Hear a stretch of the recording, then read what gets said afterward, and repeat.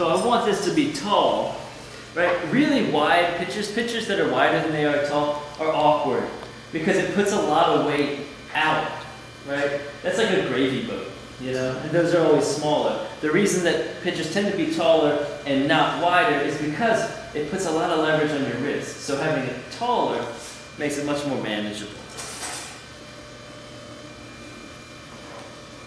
So I've centered this,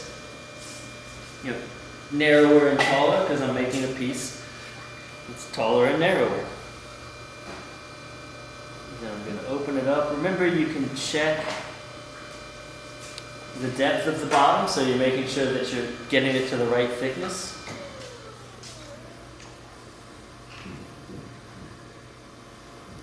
Once you get used to it, you might not need to. And then when I'm opening, right, remember I'm like opening towards myself but kind of underneath, right, so that there's space under here. If you can't see, you can always come closer.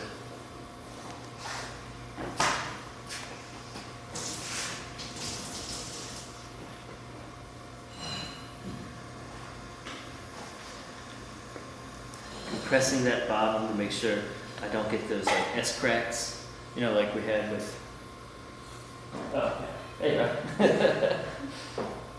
And I've got a nice corner in there so that it's not a round, because if it's round, that just means there's clay hiding in there. That could have been part of this whole thing. You can, sometimes people when they're working with slightly bigger stuff like to use a sponge instead of just their fingers. So you can try that. And I'm really focused on working my way in towards the middle. Right, so that I keep this thing under control.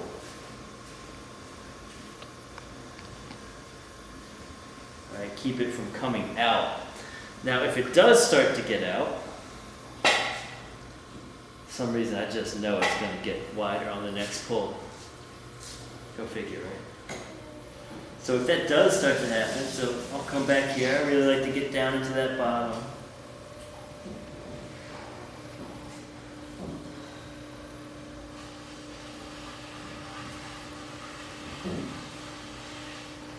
Alright, so if it has started to open out like that, it hasn't, it's not crazy, right? But it is a little bit wider at the top now than it is down here. So before it gets way out of control, right? Before it's really thin, this is when I'm going to choke it back in. So plenty of water, and you want to get your hands around it. My thumbs are pointed up, right? And I'm starting down here where it's narrower. I'm just giving it a little bit pressure and getting it back in. Right? Now it's back under control, no problem. When you choke it in, it will accentuate any little bit of unevenness, so you might end up with the top a little uneven. That actually might be okay in this case with the pitcher, because we're going to be breaking this rim up anyway with a spout. As long as you put the spout on the high side, it might actually look really good and intentional. You're going to be like, how'd you do that? Such a wonderful sense of movement. Keep slowing down as you get further along. Get that clay up from the bottom. And right now I'm just focused on height. I'm not really worried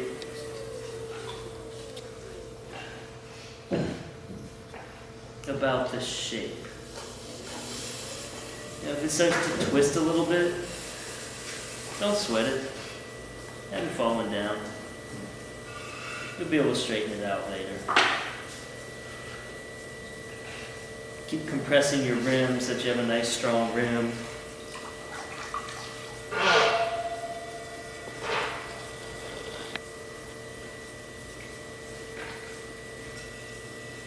If you want to take that little twist out, just take like a straight rib, wooden rib, green rib.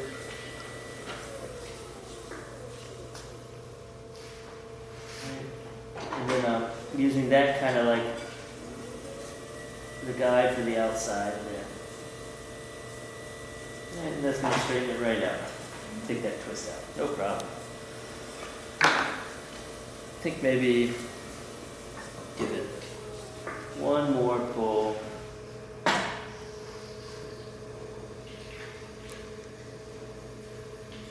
And as I do this last pull, I can also start to think about shaping it. So if I want a rounder one, say, when we're thinking about these things being really round and full, remember that that's not happening at the base. It's not happening down here. It's happening like up here in the belly or the shoulder. So if it was round down here, what would that be?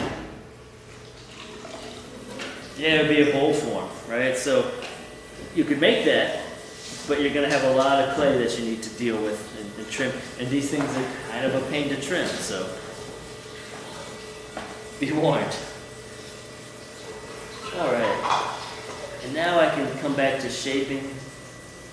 Right?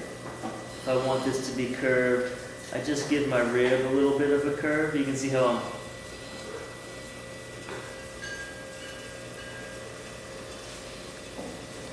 bending it, make the curve that I want. I like these soft ribs. They leave more of the throwing information behind. You can also shape from the top down towards the bottom.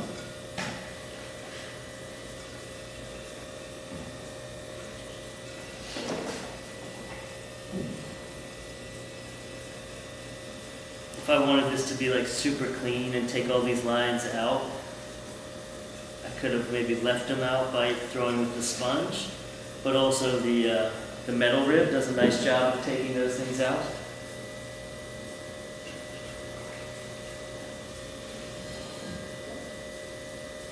And then, whatever I want to happen up here, like it could be this shape, I could play around with it. I don't know, what do we want? What do we like?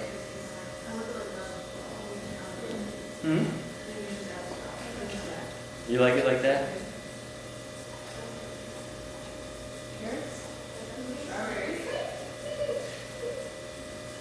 I think it needs a little bit more curve in here. With these bigger forms, you kind of got to step back and look at it. You can also use a mirror to throw if you've seen people doing that.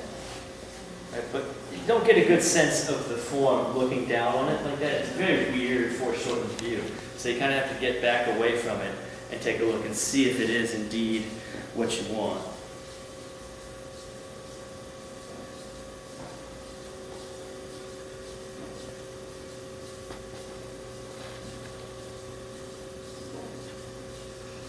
Okay. Think about if you want like a little line to define, say, where one shape ends and the other begins. And then one thing I'll do too is if there's a side that's a little higher, I'll kind of mark it, because that's where I'm going to put the spout. I'm not going to do the spout right away. I'm going to mess around with some other things and then come back to this to let it firm up just a little. I don't want it to actually get hard, because then if I try and pull the spout, you'll see it'll just split. I need to do it the same day that I'm throwing it. But I'll also show you how to hand build a spout. Cut away any extra clay, give myself a nice little undercut. Just make life easy. And then it really helps to have run a rib over this thing. I'll also show you guys how to use bats for these, if you need those. Okay, is there a little board over there?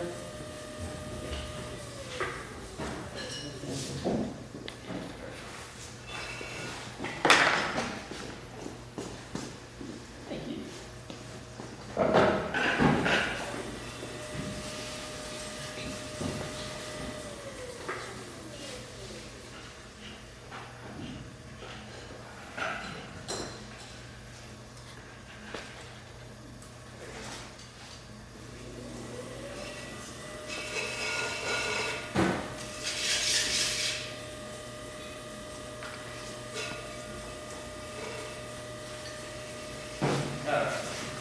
So there's one.